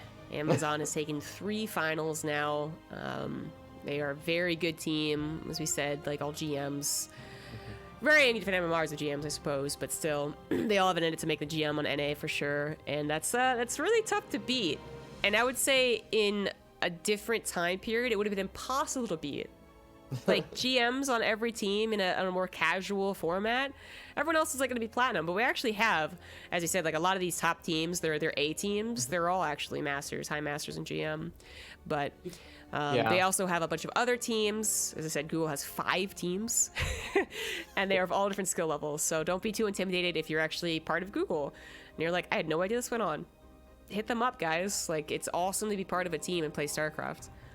Yeah, absolutely. And you will be surprised also by like the number of people you can also convince if you're at one of the smaller companies or something, you're a startup or something. You might be surprised by how many people you can convince to just give it a shot, even if they're new to it and everything. It's not necessarily the most insane time investment to try and participate, and you can totally organize a team from scratch. Please don't be too intimidated. It is a little bit of work, but it's absolutely worth it. I promise. It is seriously one of the most fun experiences I've had in StarCraft, is being a part of and helping run either like a collegiate Star League team or an HGL team or now CEA team, which unfortunately I can't participate in because I'm not working at a company anymore. I'm full-time esports. I just gotta find a company that would actually hire me with absolutely no skill sets. Dude, Zombie, catered do you want to toward them. start? Do you want to start a company and enter into the CEA? Yes, I do actually. No, this all goes to charity. It's really awesome. It's also super well run. So if you're afraid that it's going to be like this is, as I said in the beginning, this happens. You join like an awesome startup tournament, and it's like people get lives and people get busy and they forget about it. It's been running for a while.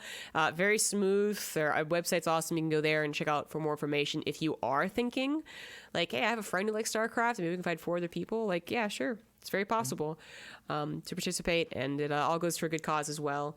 And you just have actual fun playing StarCraft again. It's actually a social experience again. You don't have to just watch streamers to have a social experience of StarCraft. Yeah. I mean, But- exactly like we were talking about earlier. How, for example, Whisper was letting Zesta's Best play on his computer because they're in the same place and everything. It wasn't just like an artificial. Oh no, guys, it's totally no. These teams are actually physically getting together and enjoying these games, which I think is just freaking awesome. We love to see it, and I think we're both very happy that they invited us back again to cast it. So thank you very much, CEA, and make sure to check out their Twitter, make sure to check out the website, and definitely think about participating if you're if you all at all think that you actually could be a candidate for this. It is a absolutely fun time, very worthwhile. I'm still a little sick, sorry guys. Poor Fear Dragon here has been hearing all the disgusting sounds because I can only meet one part of this. But yeah, thanks for casting with me, Fear Dragon. As I said, he's actually in Montreal casting something tomorrow, so he's at a hotel right now. Yeah. So passionate enough to do this, so super fun to have you, and I know you're an excellent candidate to cast this. You're like a perfect fit for it. So. Oh, thank you so much. Thank you so much for having me, and thank you again to the CEA for running this fantastic, wonderful league and carrying on from the After Hours Gaming League. I also do want to give a shout out also because I know we mentioned it a few times before, but since the finals finished, we might as well mention it one more time that the prize, the charity of choice for Amazon, that does mean that the majority of the money is going to be going to GiveWell. But I believe there is also still a second place prize where some of the money is also going to be going to Google's charity of choice, which is Child's Play. So guys, be sure to check those out. And you know what? If for some reason your team didn't end up winning and you're kind of sad, like, oh man, didn't get to donate to the charity, you can still just donate to the charity. I just want to put that out there. Show some love. This is a really great thing. And again, raising money for charity is awesome. You could still just donate to the charity of your choice. Shocking, I know, right? Yeah, consider it, guys. Thank you all for watching. Please follow the channel if you enjoyed the contents. This is usually a once a year thing, but always have to be here. I'll be back streaming my usual stuff on Monday, and I know we have Call of Cthulhu as well. Fear Dragon and I do a little tabletop RPG on Wednesday night if you're interested in that. Otherwise, I hope you all have a fantastic day, and I'll see you later. Bye-bye.